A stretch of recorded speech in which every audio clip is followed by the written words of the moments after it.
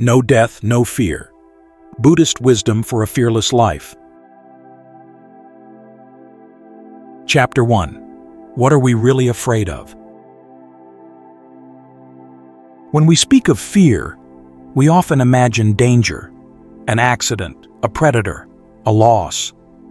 But the fear that weighs most heavily on the human heart doesn't come from real threats.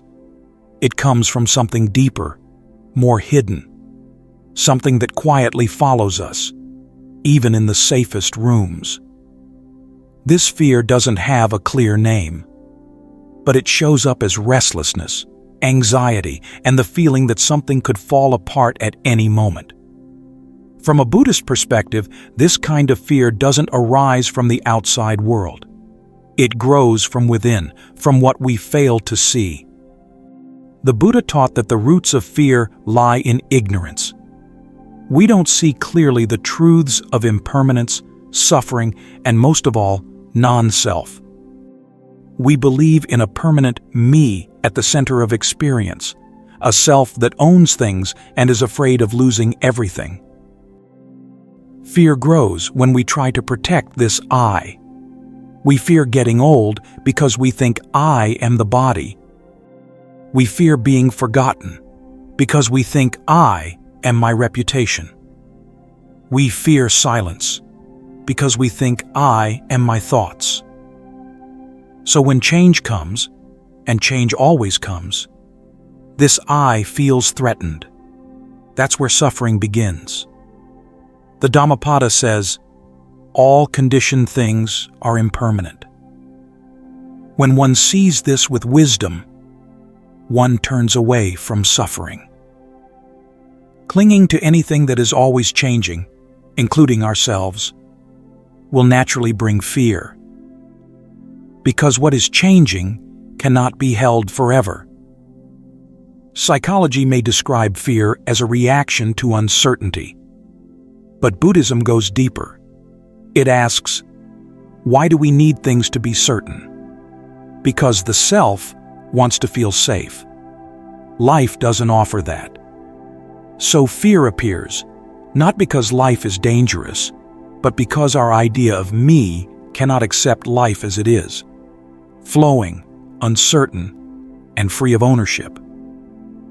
If we observe the mind closely, we notice something strange. It keeps telling a story about who we are. This story is made of memories, beliefs, desires, and roles. When this story is questioned, when something challenges our self-image, fear often rises quickly. It's the feeling that the story of me is falling apart. Even the Danish philosopher Kierkegaard understood this. He spoke of the dizziness of freedom, a deep anxiety that comes when we realize there is no fixed ground beneath us. It's about facing a reality without a stable I to hold on to. Without realizing it, many of us spend our lives running, not from lions or fires, but from this quiet fear inside. We avoid it by staying busy, by scrolling endlessly, by chasing success or comfort. The Buddha saw that avoidance only makes fear stronger. The more we try to escape fear, the more tightly we hold the false self, and the more we suffer. Instead, the Buddha invited us to pause and look. He said, whatever is not yours, let it go. Letting go will bring you happiness and peace. Fear is a signal.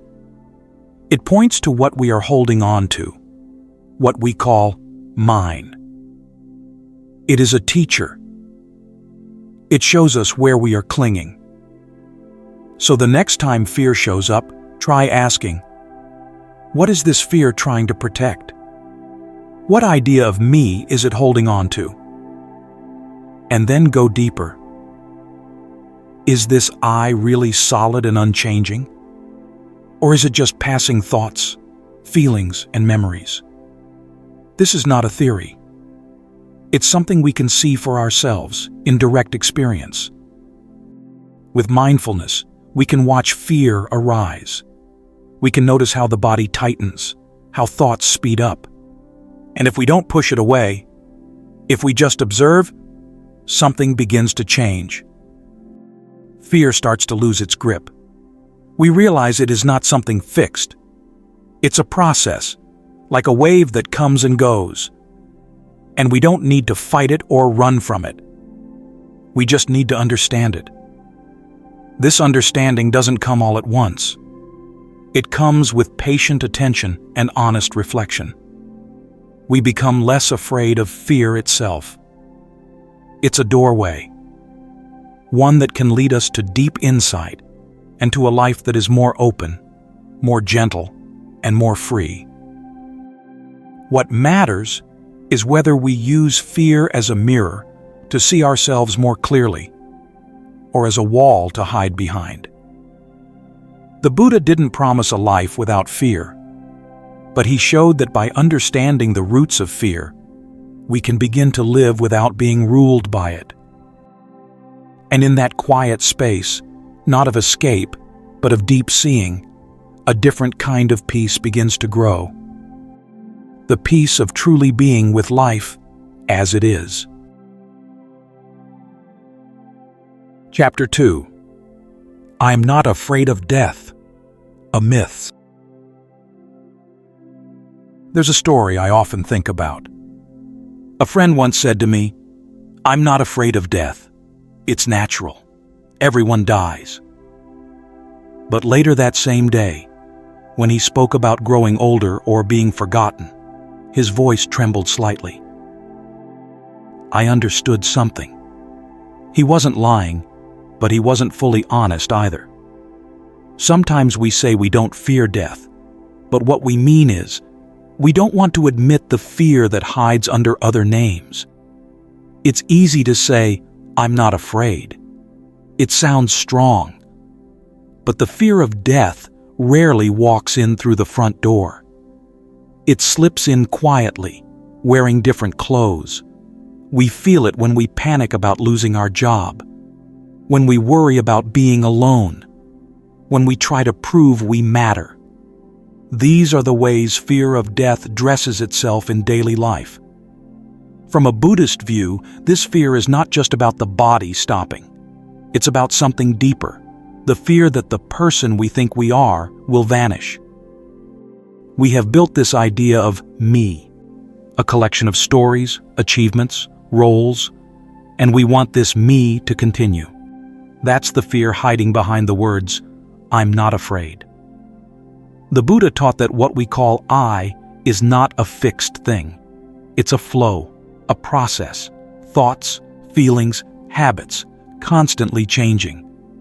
The mind doesn't want to accept this, so it holds tight to the illusion of a stable self. This holding is clinging. Fear is one of its children.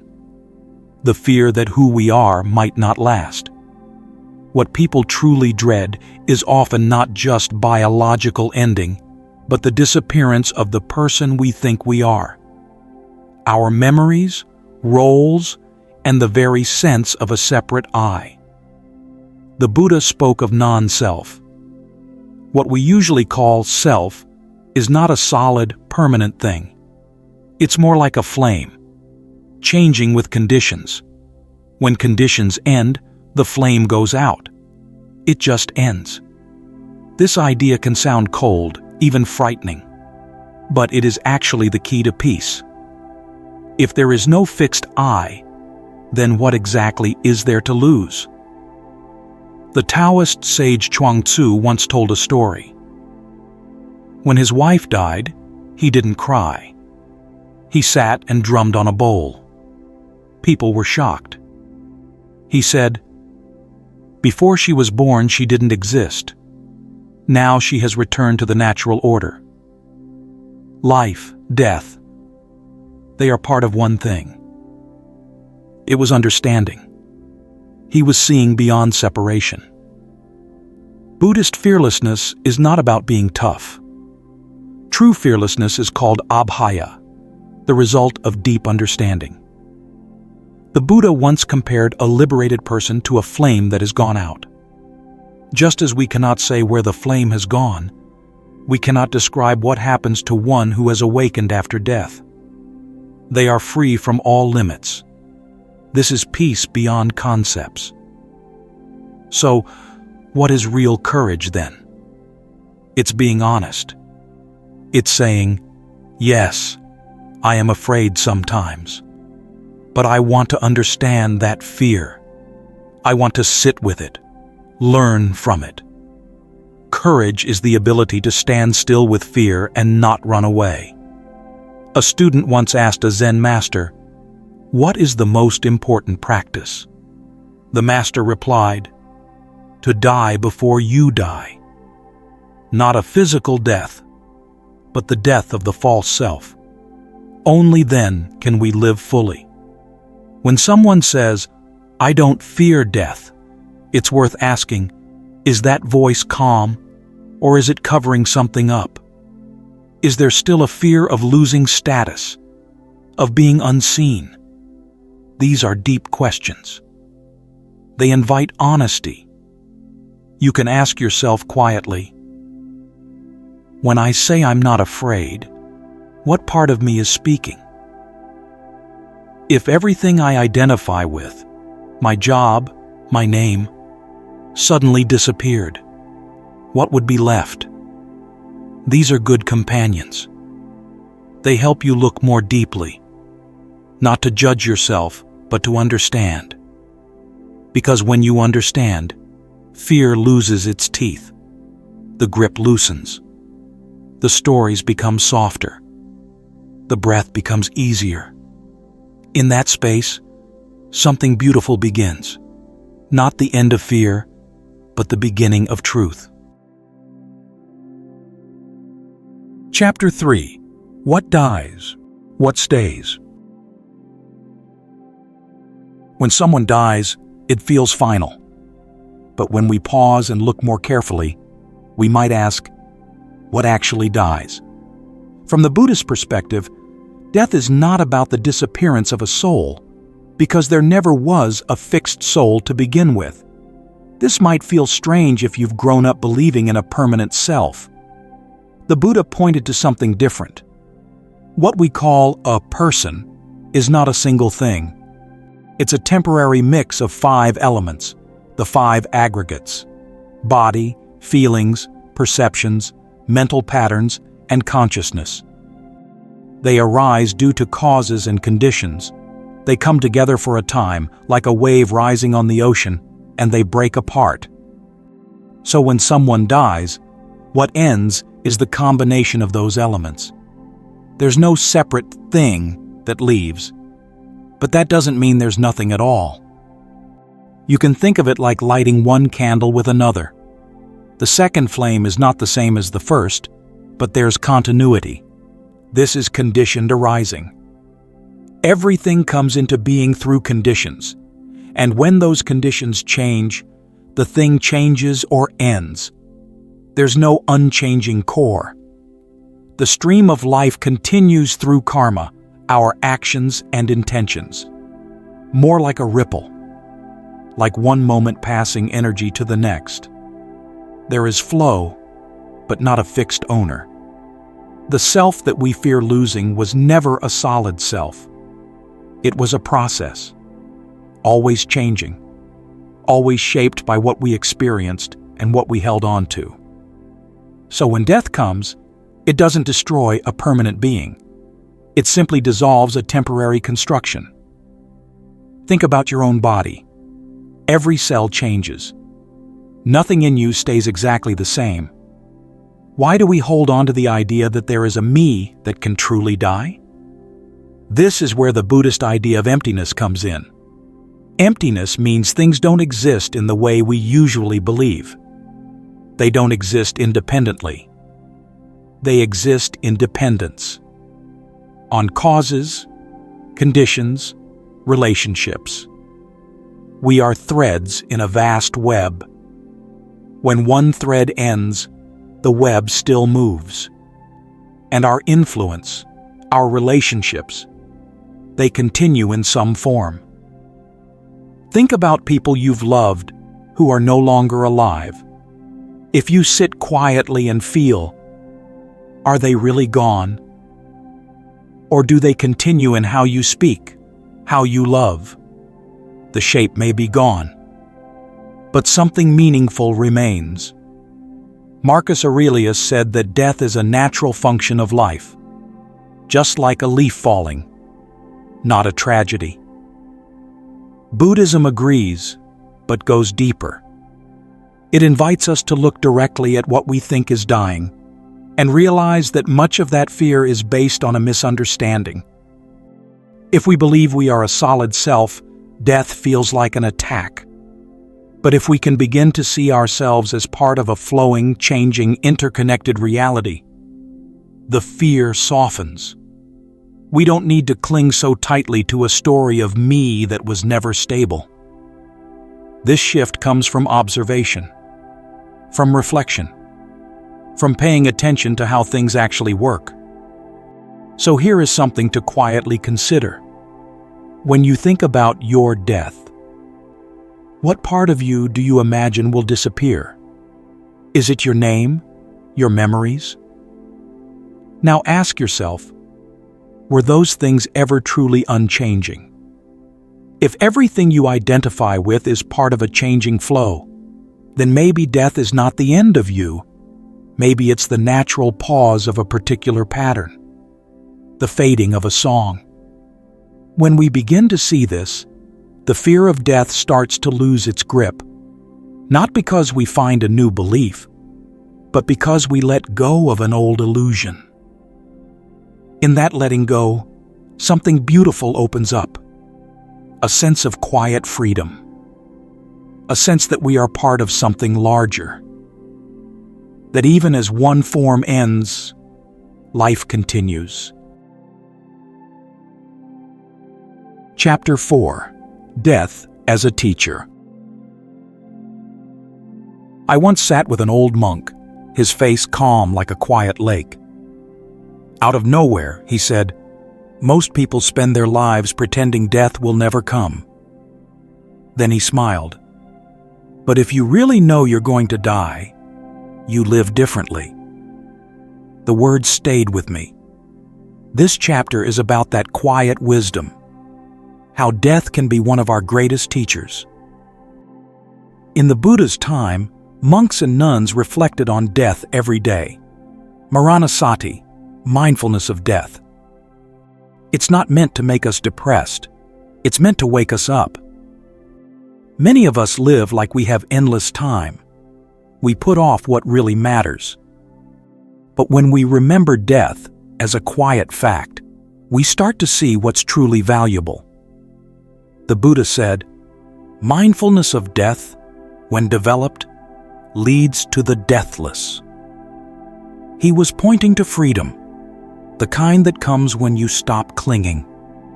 Even Viktor Frankl noticed something similar. Awareness of death can give life meaning. When we forget life is short, we live without direction. When we remember, we live with more purpose. Yet so many of us avoid thinking about death. We keep busy. We scroll. Sometimes, even when exhausted, we keep going to avoid sitting still. Because when we stop, fear creeps in. The more we run from death, the more it controls us. We try to protect everything, our image, our status, because deep down we fear losing them. This fear can shrink our lives.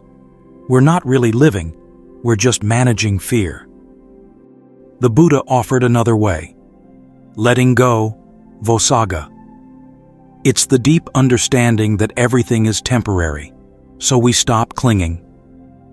We don't need to hold on so tightly.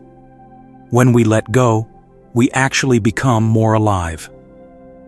Think of a sunset. If you try to catch it, you miss it.